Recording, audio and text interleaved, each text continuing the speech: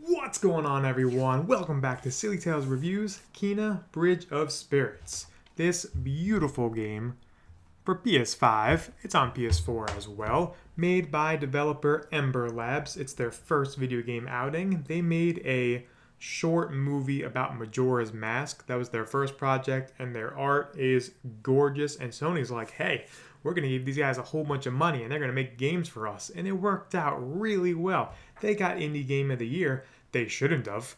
It's an amazing game.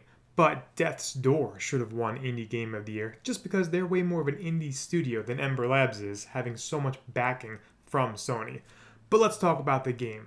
The story of Kena is the best part of the game by a mile. It is heartwarming. It is beautiful. And there were moments where I didn't cry, but you can feel yourself getting choked up. I was choked up almost at every main story part. You start off, you wake in like a cave. Well, not awake, but you land in a cave.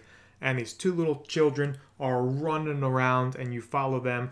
And they're like, oh my goodness, I don't know you, stranger, but our brother is lost. Help us find him. And so you do. As a spirit guide, everyone you encounter is a spirit. And you have to guide them to the afterlife. They have not made the transition from life to afterlife. They're stuck somewhere in between, like a limbo, and you have to help them. And in order to do so, you have to find 3 relics that have tremendous meaning to these spirits.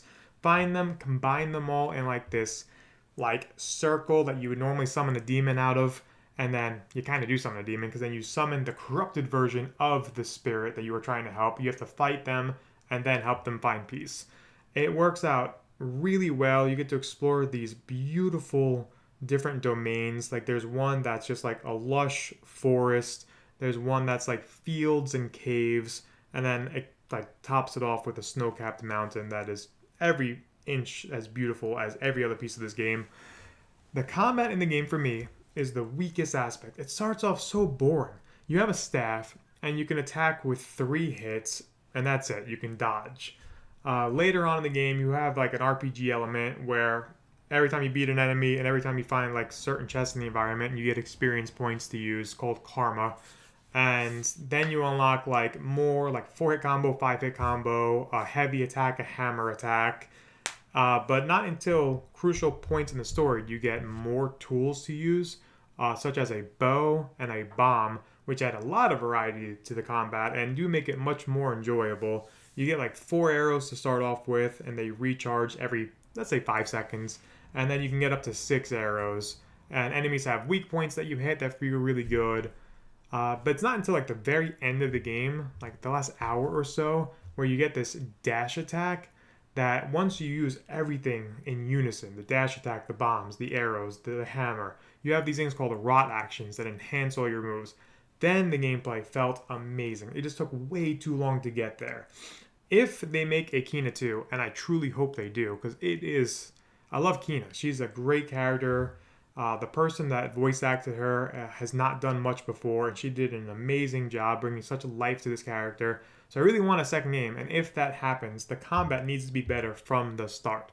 Because everything else, the story, which I don't want to ruin anything for you, it's super sad. It's just like I said, heartwarming and mellow and dramatic. And it all culminates into an amazing final boss fight, and everything gets wrapped up really perfect for this story. So I don't know where they can go with Akina 2, if she'd go to a different land and help different spirits.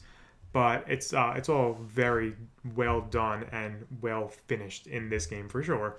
If they made Akina 2, better combat right from the get-go, please. I would like it to be a little less linear.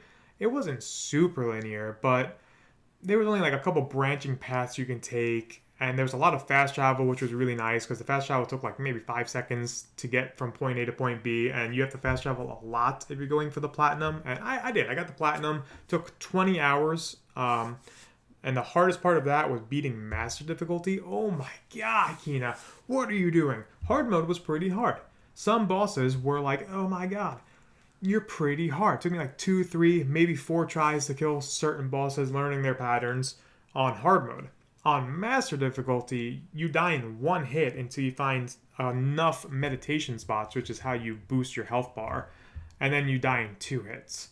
And let me tell you, it's very easy to get hit 5, 6, 7, 8 times in a specific boss fight. So it was like a trial and error, kind of like Dark Souls, where you just have to really learn the boss fights patterns to avoid getting hit. Overall, though, I thoroughly enjoyed my experience with this game. I give it an 8 out of 10, and it would get higher if the combat was better. There's not much else for me to say about this game. I think it's a must-have for PlayStation owners. It's really cheap. It's like $30, $40. I think 30 for the digital, 40 for the physical, which I got. And if you like action, adventure, platforming, if you like beautiful graphics, if you like a super well-told story, if you like a good sense of progression, absolutely get this game. And before I go, almost completely forgot to talk about what's called this little guy right on her shoulder, right there. That is the Rot. Oh my god, they're so freaking adorable. It's ridiculous. And the main collectible in the game, kind of mad about it, kind of not mad about it, is hats for the Rot. There's like 100 hats. There's 100 Rot. They're all so freaking cute, and they help you in many ways throughout the story. And I just want the Rot in every game. I want plushies. I want Funko Pops. Give me more Rot. But that's it, guys. If you played Kena, even if you didn't play Kena, leave a comment down below. Tell me what you think of the game. Tell me if my review made you want the game more, made you want the game less. Let's talk about anything and everything down below. Thank you guys so much for watching. Have an amazing day, night, wherever you are. And I'll see y'all next time. Next week, next Saturday, I'm going to do a review for Ender Lilies. So keep an eye out for that. Bye.